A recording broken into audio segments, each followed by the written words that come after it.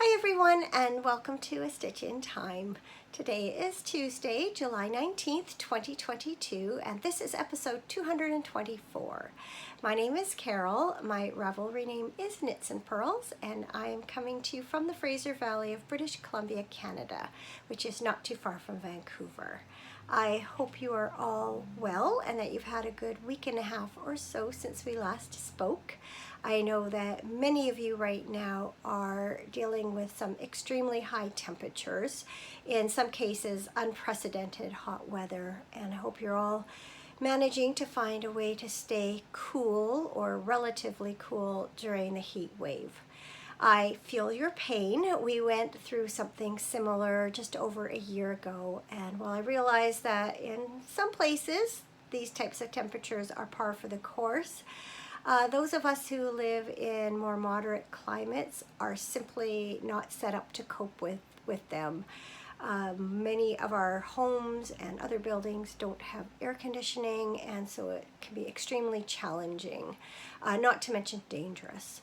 So stay well, all of you, drink plenty of water, and I'm wishing cooler temperatures your way. We have just come through a stretch of cool weather here in southwest British Columbia.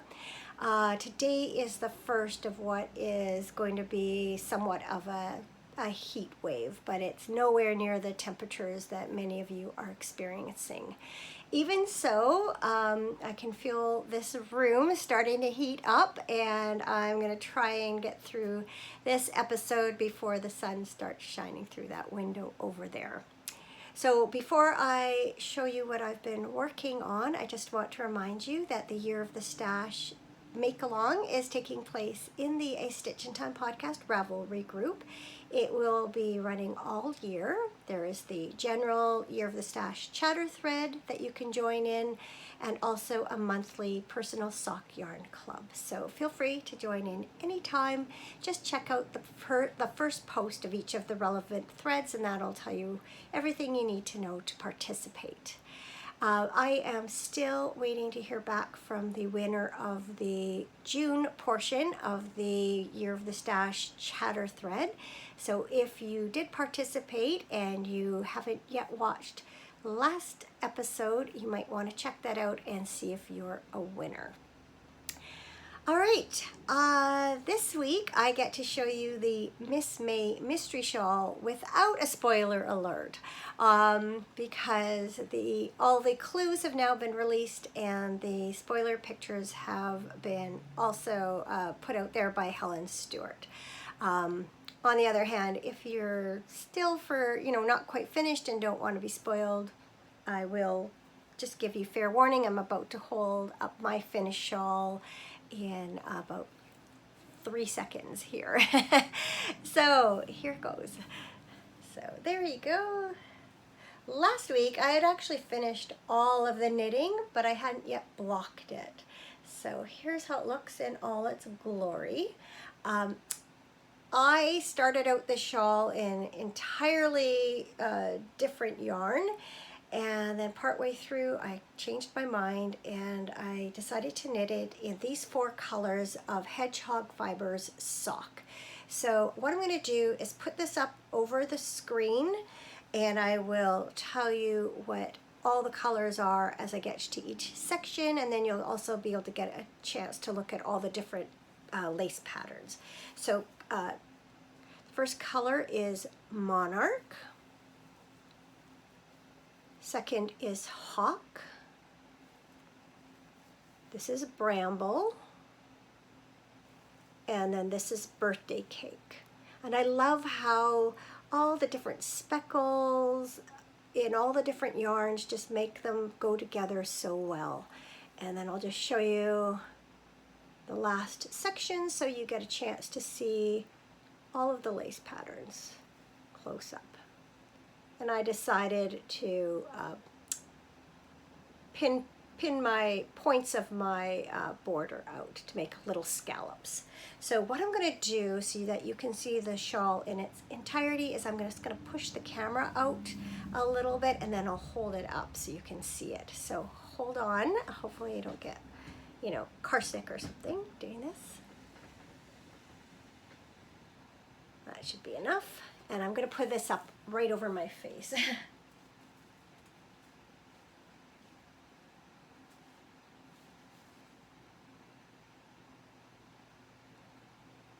All right, so there, you get a good look at it there. As I mentioned last week, while I was knitting this, I was a little bit worried that maybe my yarn choices were a little too Halloween-y with the orange and the black and the purple. But I do think the Bramble colorway helps break that up. And all in all, I'm pretty pleased with how it turned out. So this is a large enough shawl that I can just drape it over my shoulders very nicely like this. But it's also not so large that I couldn't wear it kind of bandana style like I do many of my shawls.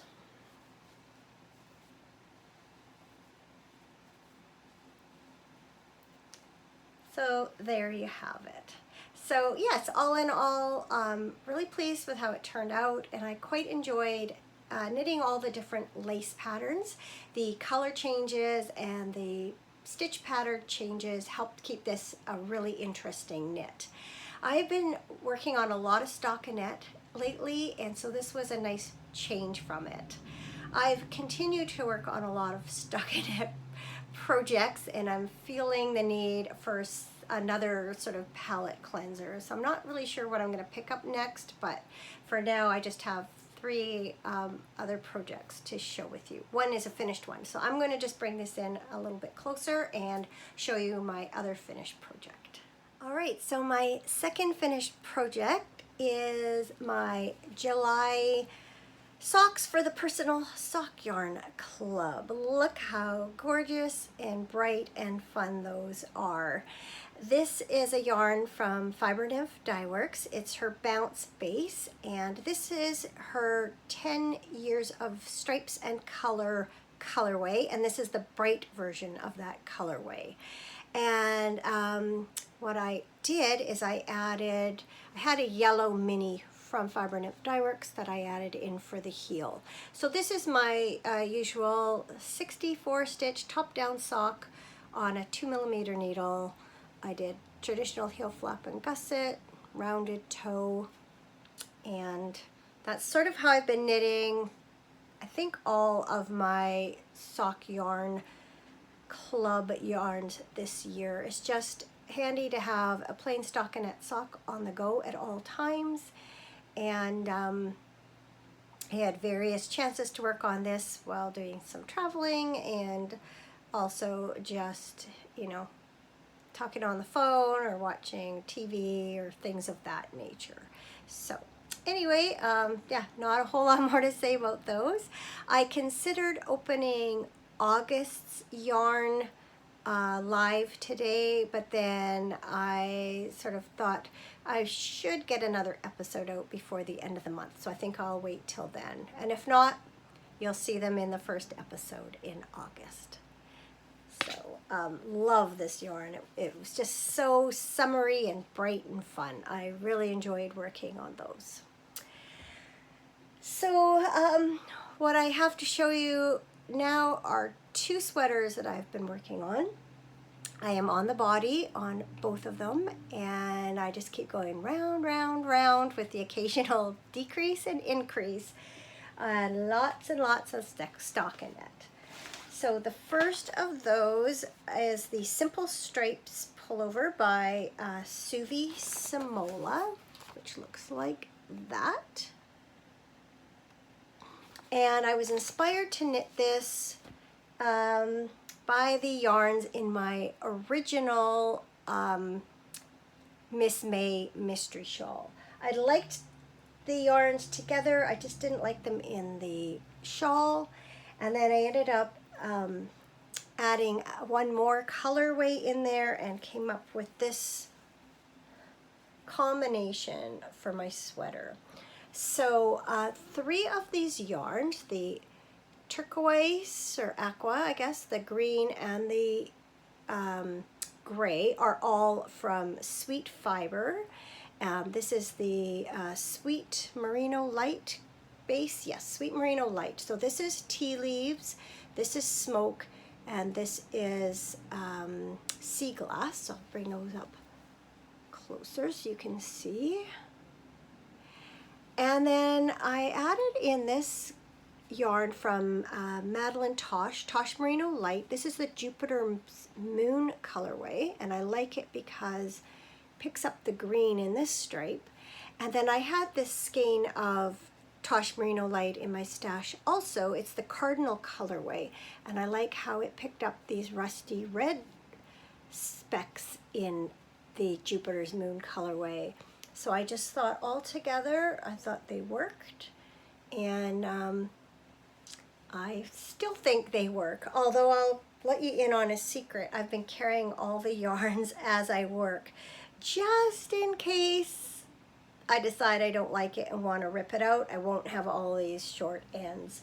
It's been a little bit of a tangled mess, but not too bad. I just make sure the color I'm working on at the time is set apart from the rest of the colors, and hasn't been too bad. So as you can see, this is a top-down raglan pattern.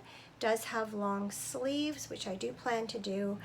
And the only other modification I've made is I've added some waist shaping just to give it a little bit of a contour through the waistline. I'm getting there. I just tried it on this morning, and I think I have probably at least up to the yellow stripe to do, maybe up to the green again. And then it just has a folded hem for the bottom.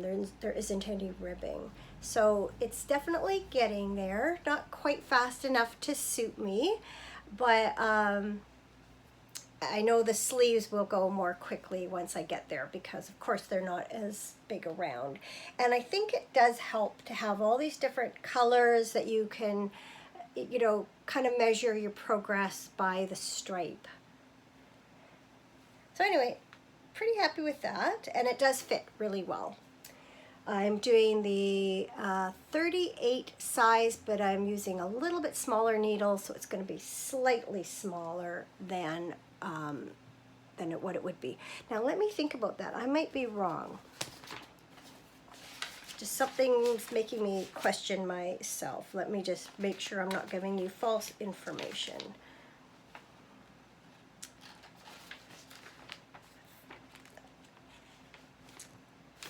Yeah, it's size medium. Yes, that's right. It's size medium that I'm doing, but the finished circumference is supposed to be 39 3/4 and to fit a 36-inch bust. So I am making mine a little bit smaller than that. All right, and then the other sweater that I'm working on, if I'd smart, I would not have started the striped one until I finished this one, but you know when you're just really enthusiastic about something and you can't help yourself? So I had cast on before that this one called Yellow Brick Rodeo by Mary Annarella of Lyrical Knits. And it is a circular yoke sweater. I am knitting it in the main color is Fiber Spates Vivacious 4-ply. Label. I realize I haven't shown you any other labels, but oh well. This is in the,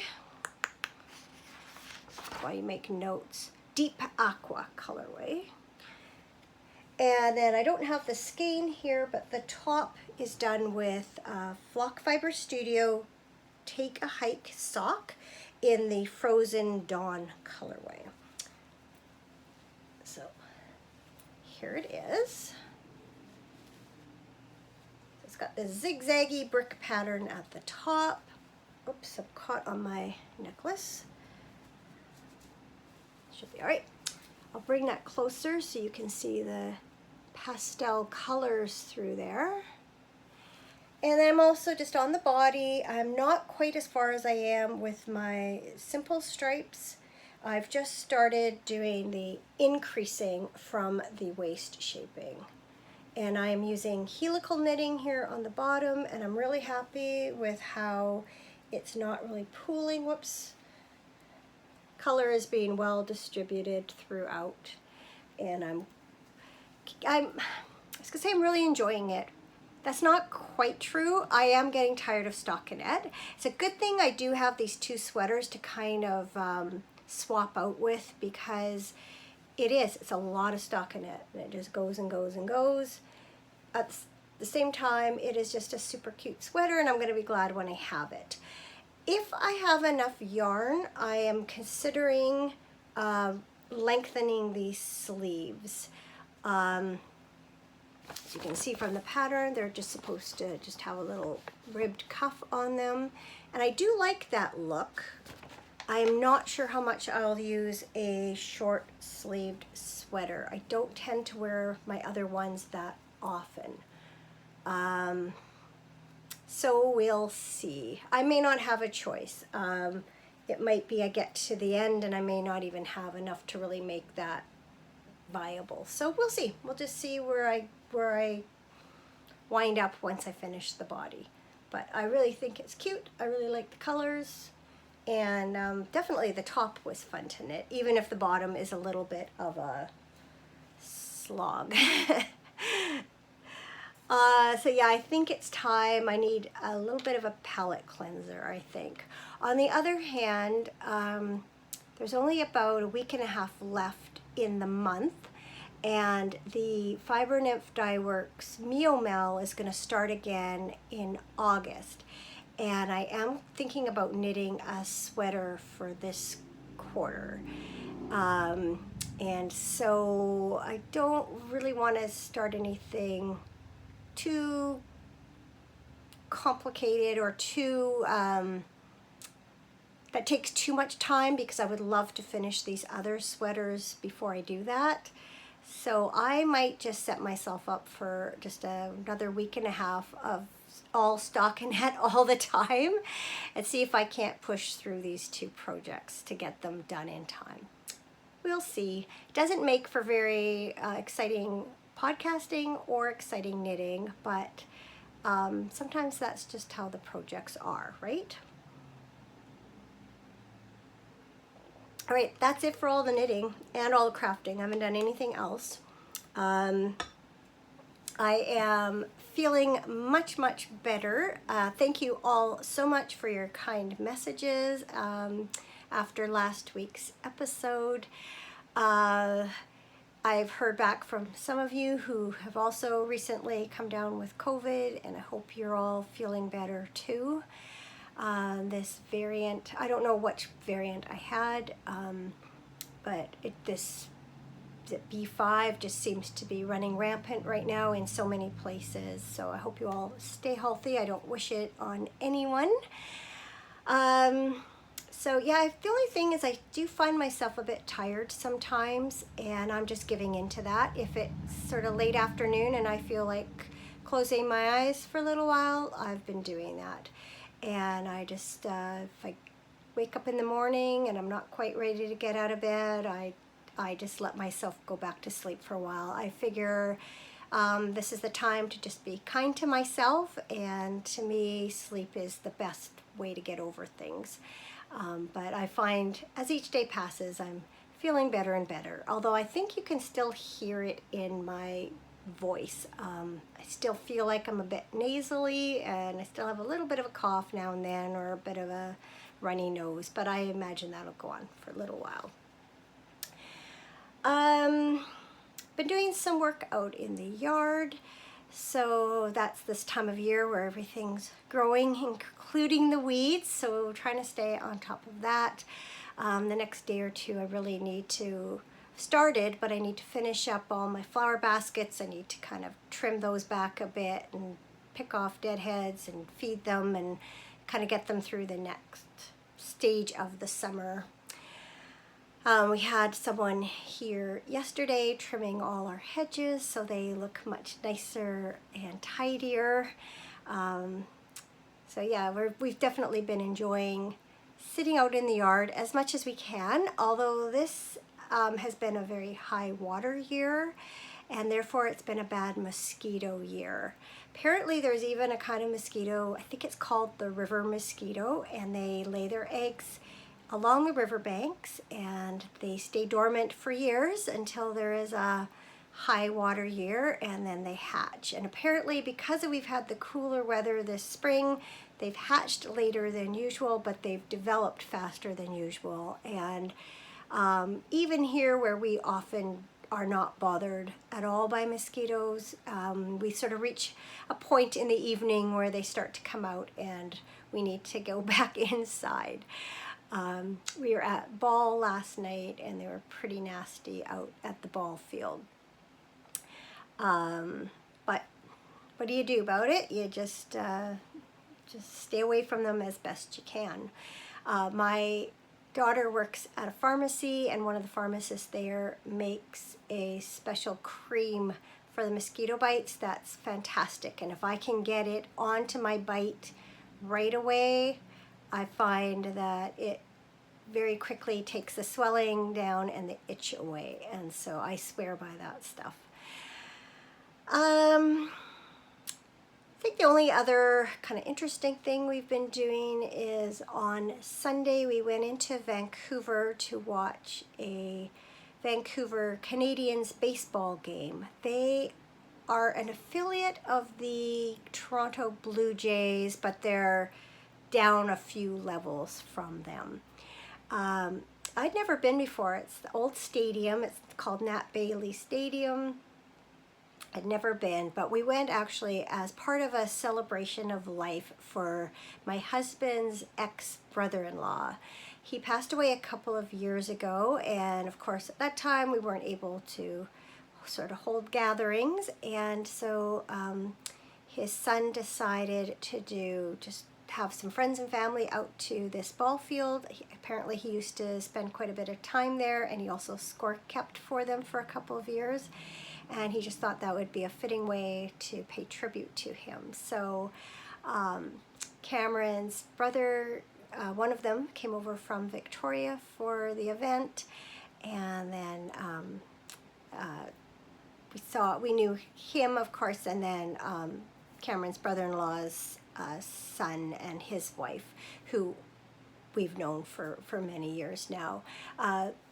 My sister-in-law and her husband had split up before Cameron and I got married, but he was invited to our wedding, and in fact I met him the morning of our wedding. He came by my parents' house and I cooked him breakfast, so that's one of my fond memories of him. And we had a very nice time with everyone, and the Canadians won, so that was even better. It was a very pleasant day and not too hot. Very small shower during part of it, but in general, just a perfect day to be out at the ball field. Yeah, that's about it. We have Cameron's last regular season ball game was last night, and then this coming weekend is his tournament, and then we'll be finished with ball for another year. It has been a really good season, in that it was kind of a new team that had been cobbled together from a couple of old teams and some new players that came in. It was a great team dynamic this year, and I'm hoping that everyone will stay on for next year, because it's just been a really good group of people. And even though the second half of the season has not been as good to us as the first half, it's still been a really fun ball season. Okay, I think my something good for this week, I had to kind of really scratch my head on this one, but considering the temperatures that I know many of you are experiencing, and considering the temperatures I know are coming up here in this coming week, my something good is air conditioning. So as I mentioned, I think it was last episode, we decided against putting in central air for a variety of reasons, but we picked up a small air conditioner for our bedroom and a larger one for our living room, which filters air through to the rest of the top of the house with the help of several strategically placed fans, and definitely appreciating having that, especially as today has started to heat up more than most days have. It's nice to feel not quite so hot, and appreciate being able to not have to, disappear to the bottom half of our house in order to make it bearable. So yay for air conditioning. Yeah, I think that's it. So I do hope to record again next week. I don't have my grandkids to look after this week. They are off camping, but next Wednesday I have them again. But I should be able to manage to fit an episode in either before that or just after it. So I do hope to see you again next week. Take care and stay cool till then. Thank you for watching as always, and I hope to see you again very soon. Bye for now.